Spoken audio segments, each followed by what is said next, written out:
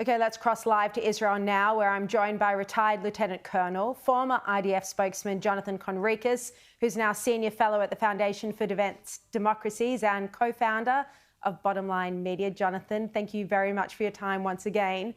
Now, just to start with the breaking news this evening, Iran's foreign minister's meeting with Russia as we speak.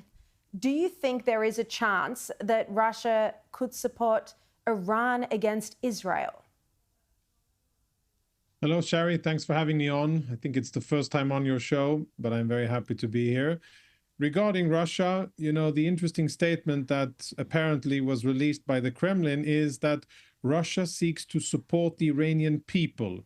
And that's an interesting statement. It could indicate that the Russians are hedging their bets and they are assessing the situation with regards to the regime. If I were an Iranian regime spokesperson, I wouldn't be very happy with that statement. I would have wanted something much stronger from Iran's closest strategic ally, and they're not getting it. There's never any telling what Putin will do, and decision making in Russia is always very complex and interesting. So I wouldn't want to assess.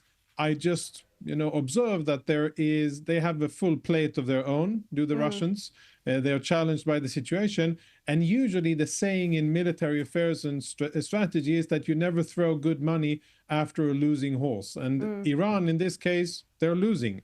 So it wouldn't make sense for the Russians to invest resources that they apparently don't have a lot of after one of their allies that is apparently not doing very well on the battlefield. So I'd say a cautious no.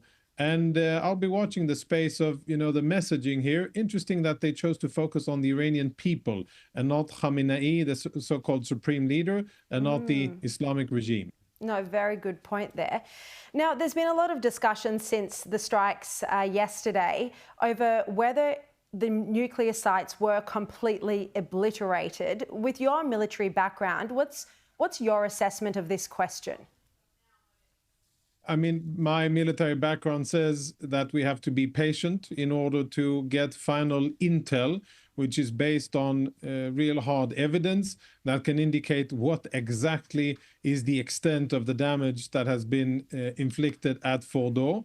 I think the other sites are a little bit easier to assess because most of the infrastructure is above ground, and therefore it's easier to understand. Fordo is underground, and it will take longer time. But I think we can, Israel reportedly conducted airstrikes on Fordo just a few hours ago after the American strike. So perhaps there's need for additional targeting. I don't yet know the reason why, but I think one thing is pretty clear. This conflict, this war will only end once Fordo is totally destroyed, dismantled, and destroyed to such a level that the Iranians won't be able to salvage centrifuges or any other part of their critical infrastructure. So whether it was destroyed now or we will need to do a second and a third run, I think it's less pertinent. The end will be a destruction of Fordo and an effective end to Iran's malign nuclear weapons intentions.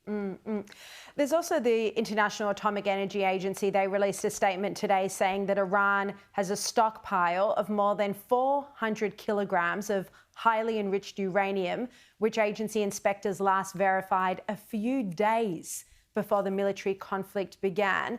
So, Jonathan, again, this is also something that needs to be addressed if it hasn't been already. Does Israel know where this is located, and will it be destroyed or removed? So I think we can, and the viewers at home and people around the world can, I think, assess that Israel has pretty good intel when it comes to Iran. Israel has been collecting, assessing intel and preparing itself for this moment for quite a few years.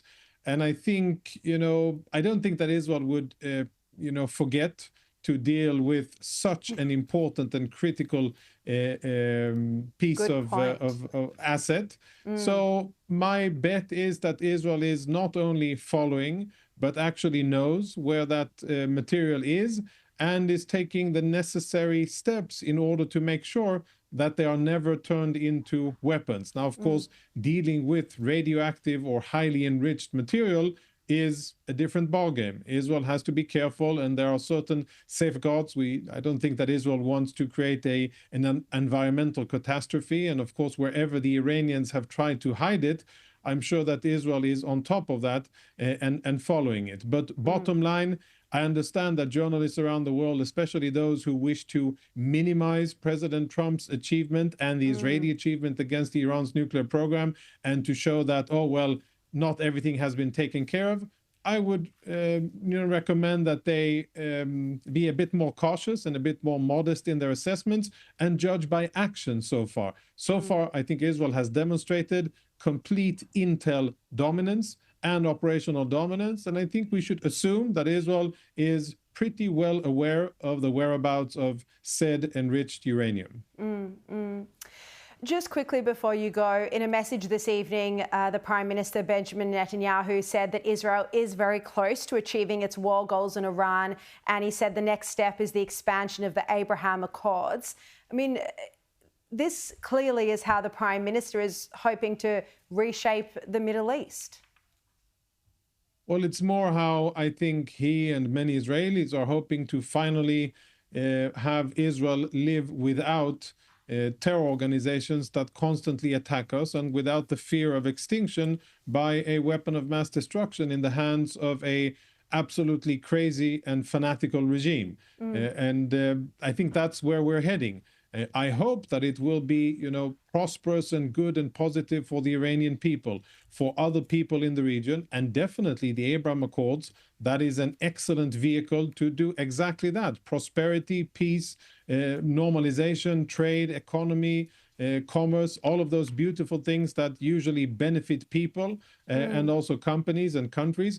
I hope that will happen. And I think by defeating Iran, Israel will be doing a great service to the region, enhancing the chances of prosperity. I hope that the Iranian people will be able to free itself of that horrible, oppressive, corrupt, and malfunctioning regime that has been oppressing them for 46 years. But that's up to the Iranian people to decide. Jonathan Conricus, really appreciate your time in the show. Thank you very much.